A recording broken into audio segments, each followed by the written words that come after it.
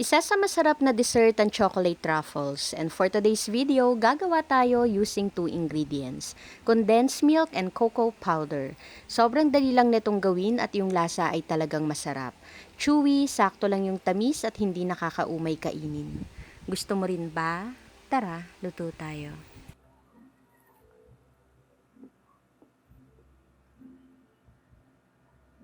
Tulad nga ng sinabi ko kanina, 2 ingredients lang kakailanganin natin dito, condensed milk and cocoa powder. At 1:1 ang sukat pala natin dito, 1 cup ng condensed milk at 1 cup ng cocoa powder. At sa pagluluto naman ito ay sa isang pan, ilagay lang natin dito yung 1 cup ng condensed milk at iinitin lang natin ito.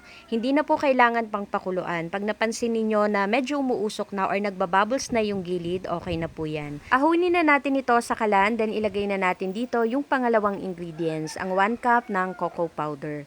Haluin lang natin ito ng mabuti hanggang sa makuha na natin yung ganitong consistency, parang dough. And shoutout po pala kay Crisanto Ignacio Santos, M. Car Andres, and Alfred Avilla. Thank you so much po. After natin itong haluin ng mabuti, ilagay na natin sa isang lagayan. At nilagyan ko rin pala ito ng cling wrap para mamaya madali natin itong matanggal.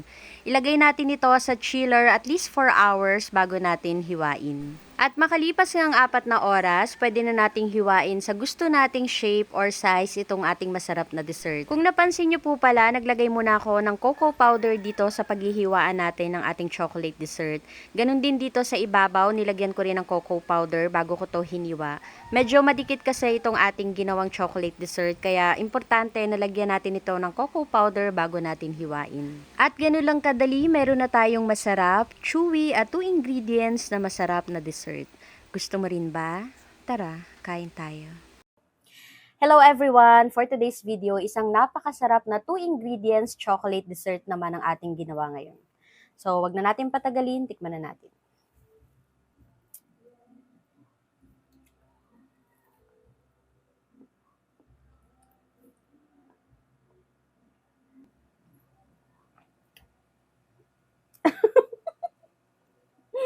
Ganda ka, te.